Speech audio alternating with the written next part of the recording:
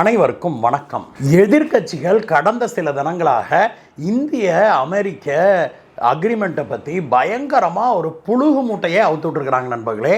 அது எல்லாம் பொய் அப்படிங்கிறத இன்றைக்கு அதிகாலை அமெரிக்கா வெளியிட்ட ஒரு அறிக்கையிலேருந்து தெளிவாக தெரியுது.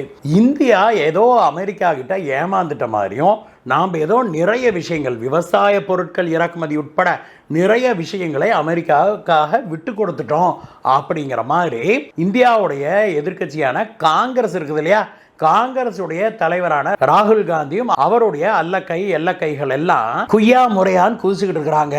ஆனால் அவங்க சொல்றதெல்லாம் அப்படியே வடிகட்டின பொய் அப்படின்னு அமெரிக்க அரசாங்கம் வெளியிட்டிருக்கிற ஒரு அறிக்கை தெளிவாக காட்டுது. இந்தியாவுக்கும் அமெரிக்காவுக்கும் இடையே ஏற்பட்டிருக்கிற இந்த ட்ரேட் அக்ரிமெண்ட்ல India has done a better job, India தான் சிறப்பாக இதை நெகோஷியேட் பண்ணி முடிச்சிருக்குது அப்படின்னு அமெரிக்காவுடைய அதிகாரிகளே இப்பொழுது வெளிப்படையாக பேசி வர்றாங்க.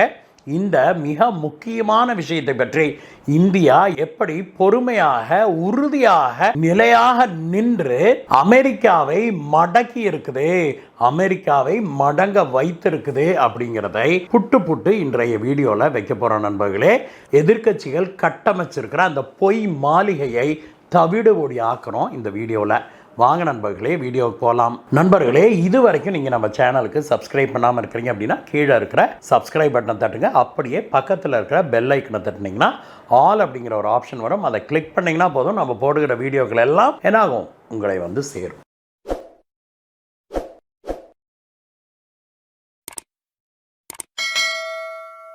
நண்பர்களே, இன்றைக்கு அதிகாலையில் அமெரிக்க அரசாங்கம் ஒரு அறிக்கை ஒன்று வெளியிட்டாங்க. அந்த அறிக்கையில் அவங்க தெளிவாக இந்தியாவோடு நடந்து முடிஞ்சிருக்கிற இந்த ட்ரேட் அக்ரிமெண்ட் இருக்கு இல்லையா, வர்த்தக உடன்படிக்கைக்கான பேச்சுவார்த்தை, அதில் என்னவெல்லாம் இந்தியா ஒப்புக்கொண்டிருக்குது, என்னவெல்லாம் அமெரிக்கா ஒப்புக்கொண்டிருக்குது அப்படிங்கிறத பற்றி தெளிவாகவே அவங்க சொல்லியிருக்கிறாங்க. அவங்க சொன்னதுடைய மிக முக்கியமான சாராம்சம் என்ன அப்படின்னா, இந்தியா வந்து தன்னுடைய விவசாயத்துறை இருக்குது இல்லையா, அந்த விவசாயத்துறையை பாதுகாக்கும் விதமாக அமெரிக்காவிலிருந்து நாம் விவசாய பொருட்களை இறக்குமதி செய்வதை நாம் அனுமதிக்கவில்லை. அதை பற்றி நெகோஷியேட்டே பண்ணல. விவசாய பொருட்கள் இறக்குமதி செய்வதை பற்றி இந்தியா பேச்சுவார்த்தை நடத்தக்கூட முன்வரவில்லை அப்படின்னு அமெரிக்காவுடைய அறிக்கை சொல்லியிருக்குது. மிக முக்கியமாக அவங்க என்ன சொல்லியிருக்கிறாங்கன்னா, இந்தியா வந்து அமெரிக்காவில் உற்பத்தி ஆகிற இந்த ஜெனட்டிக்கலி மாடிஃபைடு ப்ராடக்ட்ஸ் இருக்குது இல்லையா, அதாவது இந்த பிடி காட்டனு, இந்த ஜிஎம் கார்ன்னு சொல்கிறாங்க இல்லையா, மக்காச்சோளம், அந்த கார்னு இது போன்ற பொருட்களை இந்தியா நான் அனுமதிக்க மாட்டோம் அப்படின்னு பிளாங்கெட்டாக, அதாவது முழுசாக அதில் ஒரு துளி கூட நாங்கள் விட மாட்டோம் அப்படின்னு முழுசாகவே இந்தியா நிராகரிச்சிருச்சு. அதில் பேச்சுவார்த்தை கூட இந்தியாவும் அமெரிக்காவும் நடத்தவில்லை அப்படின்னு அமெரிக்க அரசாங்கம் சொல்லியிருக்குது. மேலும் அமெரிக்கா என்ன சொல்லியிருக்குதுன்னா, டைரி ப்ராடக்ட்ஸ், பால் மற்றும் பால் பொருட்கள் இறக்குமதியை இந்தியா அனுமதிக்க மாட்டோம் அப்படின்னு தெளிவாக சொல்லிருச்சு அப்படின்னு சொல்லியிருக்கிறாங்க. இதற்கான காரணத்தை அமெரிக்கா சொல்லவில்லை. ஆனாலும் கூட நாமே ஏற்கனவே இதை சொல்லியிருக்கிறோம். இந்தியாவை பொறுத்த வரைக்கும் பாலும் பால் பொருட்களும் ரொம்ப சென்சிட்டிவான செக்மெண்ட்டாக கருதப்படுது. விவசாய பொருட்களும் அப்படித்தான். விவசாய பொருட்கள் நம்ம விவசாயிகள் பாதிக்கப்படுவாங்க, பால் பொருட்கள் நம்ம கால்நடைத்துறை பாதிக்கப்படும் அப்படிங்கிறதா உண்மை. இதுக்கெல்லாம் மேல இன்னொரு காரணமும் இருக்குது. இந்தியா வந்து அமெரிக்காவிலிருந்து பால் மற்றும் பால் பொருட்களை இறக்குமதி செய்ய மறுப்பதற்கு காரணம் என்னன்னா, அமெரிக்காவில் இருக்கிற மாடுகளுக்கு அவங்க தீவனம் வழங்குறாங்க இல்லையா, அந்த தீவனத்தில் அவங்க கால்சியத்துக்காக என்ன சேர்க்கிறாங்க அப்படின்னா, பிற விலங்கினங்களுடைய எலும்புகளை அதை பொடி பண்ணி அதை வந்து அது மாடுகளுடைய எலும்புகளாக கூட இருக்கலாம், அதையெல்லாம் பொடி பண்ணி அந்த பவுடரை வந்து மாட்டு தீவனத்தில் கலக்கிறாங்க கால்சியம்காக. கோழியுடைய எலும்பு, மாடுகளுடைய எலும்பு மற்றும் பிற விலங்குகளுடைய எலும்புகளை எல்லாம் பொடிச்சு அதை ஒரு குறிப்பிட்ட சதவீதத்தில் மாட்டு தீவனத்தில் கலக்கிறாங்க அப்படின்னும், இது வந்து இந்தியாவுக்கு ஏற்புடையதல்ல அப்படின்னும் இந்தியா தெளிவாகவே தெரிவிச்சிருக்குது. மேலும் இந்தியா என்ன சொல்லியிருக்கிறாங்கன்னா, பால் மற்றும் பால் பொருட்கள் அப்படிங்கிறது இந்தியாவில் ஒரு புனிதமான பொருட்களாக நாங்கள் கருதுகிறோம். எங்களுடைய தெய்வங்களுக்கு நாங்கள் பால் அபிஷேகம் பண்ணுறோம், எங்களுடைய கோயில்களில் நாங்கள் பால் மற்றும் பால் பொருட்களை நாங்கள் பயன்படுத்துகிறோம். பால், நெய், வெண்ணெய் இதையெல்லாம் நம்ம வந்து நம்மளுடைய கோயிலில் இந்துக்கள் நம்ம அதை பூஜைக்கு பயன்படுத்துகிறோம், அபிஷேகத்துக்கு பயன்படுத்துகிறோம். இப்படி இருக்கும்போது இந்த அமெரிக்காவில் இருக்கிற மாடுகளுக்கு நீங்கள் பிற விலங்குகளிடமிருந்து எடுக்கப்பட்ட எலும்புகள் இருக்குது இல்லையா, எலும்புகளை எல்லாம் பொடிச்சு நீங்கள் விலங்குகளுக்கு கொடுக்குறீங்க, மாடுகளுக்கு கொடுக்குறீங்க. இதனால் அந்த மாடுக பால் கறக்கும்போது அதை நாங்கள் முழுமையாக வெஜிடேரியனாக கருத முடியாது. அதனால் நாங்கள் இதை அனுமதிக்க முடியாது அப்படின்னு சொல்லியிருக்கிறாங்க.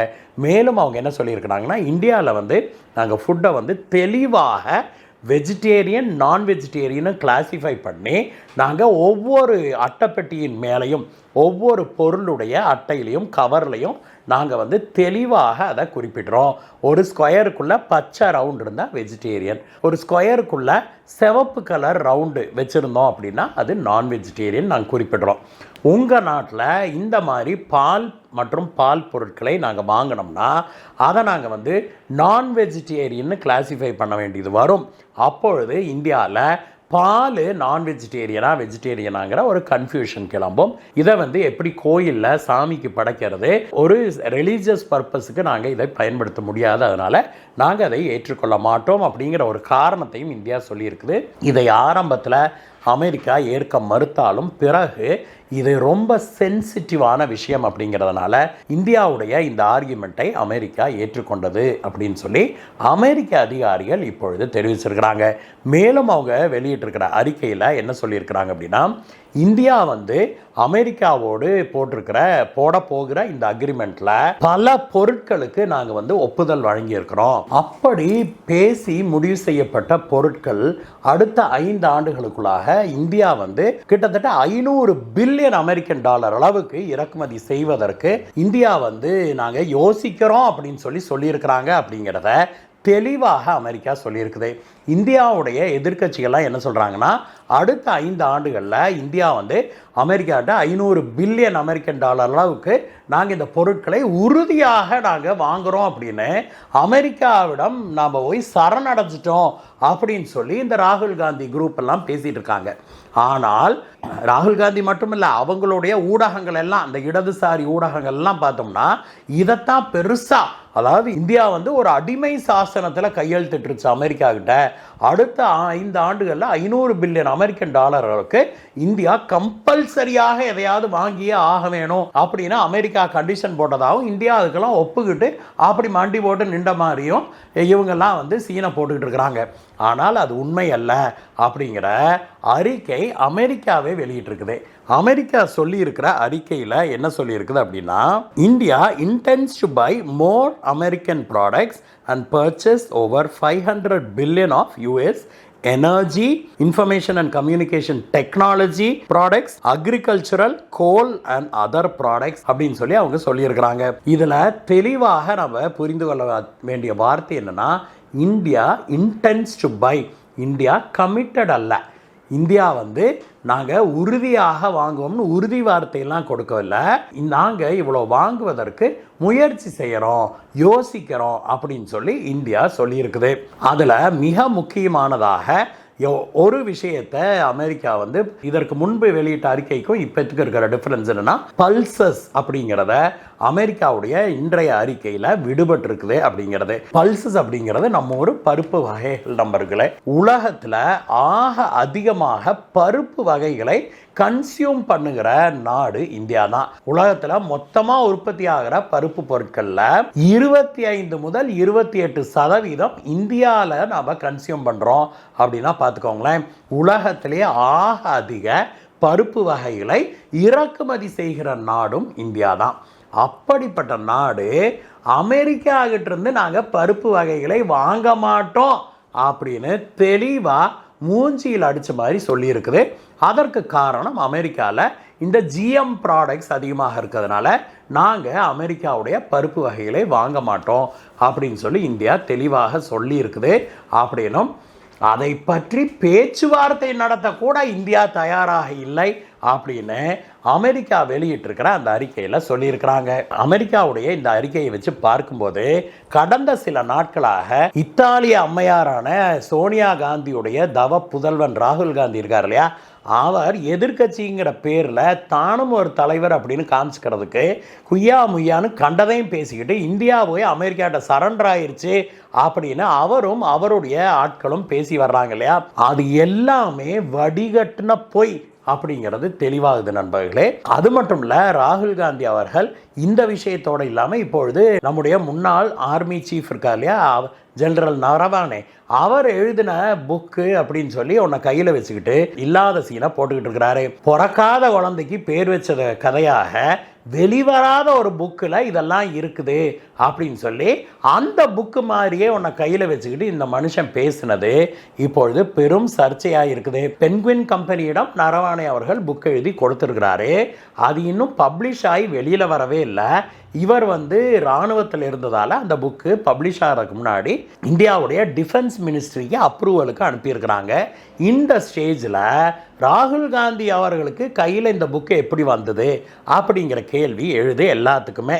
இதுக்கு பென்குயின் தான் பதில் சொல்லணும் அப்படின்னு சொல்லி இப்பொழுது பென்குயின் பப்ளிஷிங் நிறுவனத்தையும் இழுத்து கொண்டாந்து நடுத்தெருவில் நிறுத்தியிருக்கிறாரு ராகுல் காந்தி. அவர் சொன்னதெல்லாம் வடிகட்டின பொய் அப்படிங்கிறது அந்த புக்கு வெளிவரும்போது தெளிவாக தெரியும் அப்படின்னு நம்முடைய நரவானே அவர்கள் இதற்கு முன்பு சொன்னதை வச்சு நம்ம தெளிவாக சொல்ல முடியும். ராகுல் காந்தியால் நம்முடைய ஆளும் மத்திய அரசுக்கு எதிராக ஒரு நெரேட்டிவையே செட் பண்ண முடியவில்லை அப்படிங்கிற ஒரு விரக்தியில் அவர் இப்படியெல்லாம் பண்ணிகிட்டு இருக்கிறாரா. ஜோதிமணி மாதிரி ஆளுகளெல்லாம் கிளப்பி விட்டு ஜோதிமணி மற்றும் சில எம்பிக்கள்லாம் பிரைம் மினிஸ்டரை கெராவோ பண்ணலாம், அவரை போய் தாக்கலாம் அப்படின்லாம் இவங்க பிளான் பண்ணதை நேற்று நம்முடைய மினிஸ்டர் ரிஜிஜு வெட்ட வெளிச்சமாக்கி இருக்கிறாரு. இதையெல்லாம் பார்க்கும்போது எதிர்கட்சிகள் எவ்வளவு கீழ்த்தரமாக போகிறாங்க அப்படிங்கிற தெளிவாகவே. அதுவும் ஜோதிமணி மாதிரி ஆட்கள்லாம் எப்படி அந்த மக்கள் தேர்ந்தெடுக்கிறாங்க அப்படின்னே நமக்கு தெரியல நண்பர்களே. முதல் முறை ஜெயிச்சு வந்தார், அவருடைய தொகுதிக்கு ஏதாவது செஞ்சாரா அப்படிங்கிறது மிகப்பெரிய கேள்வி. ஏன்னா இரண்டாவது முறை அவர் கேம்பெயினிங்க்கு போன போது பல ஊர்களுக்குள்ள அவரை உள்ளேயே விடல. அவ்வளவு பெரிய பஞ்சாயத்து அந்த தொகுதி முழுவதுமே அந்த ஜோதிமணியை அடித்து விரட்டாத குறையாக அடிச்சே விரட்டினாங்க அந்த மக்கள். இந்தம்மா அழுது பிறண்டு கரூர்லாம் அழுது பிறண்டது, செந்தில் பாலாஜி கூட மோதினது எல்லாம் நமக்கு தெரியும். இத்தனையும் பண்ணிட்டு கொஞ்சம் கூட வெக்கமே இல்லாமல் மறுபடியும் எலெக்ஷனில் அந்த அம்மாவுக்கு சீட்டை கொடுத்து மறுபடியும் அந்த மக்கள் அந்த அம்மாவை ஜெயிக்க வச்சு அனுப்புனாங்க பாருங்க. அவங்கள சொல்லணும், இனிமேலாவது அரவக்குறிச்சி மக்கள் முழிச்சுக்கணும் அப்படிங்கிறதா நம்முடைய எண்ணமாக இருக்குது. ஜோதிமணி போன்ற தரம் தாழ்ந்த அரசியல்வாதிகளை தயவு செய்து இனிமேலும் மக்கள் தேர்ந்தெடுக்கவே கூடாது நண்பர்களே. இப்படிப்பட்டவர்களை நம்ம தேர்ந்தெடுத்து விட்டு அதுக்கப்புறமே அவங்க ஒன்றும் செய்யலை அப்படின்னா அதற்கு யார் பொறுப்பு? நாம் தானே பொறுப்பு. மக்கள் இதை உணர்ந்து அடுத்த வருகிற அசம்பிளி எலெக்ஷன்லையாவது சட்டமன்ற தேர்தலையாவது ஜோதிமணி போன்ற ஆட்களை ஒதுக்க வேணும், புறக்கணிக்க வேணும் அப்படிங்கிறதா நம்முடைய அவாவாக இருக்குது. இந்த வீடியோவை பற்றிய உங்களுடைய கருத்துக்களை சொல்லுங்கள் நண்பர்களே. மீண்டும் உங்களை வேற வீடியோ சந்திக்கிறேங்க. பாய் பாய்.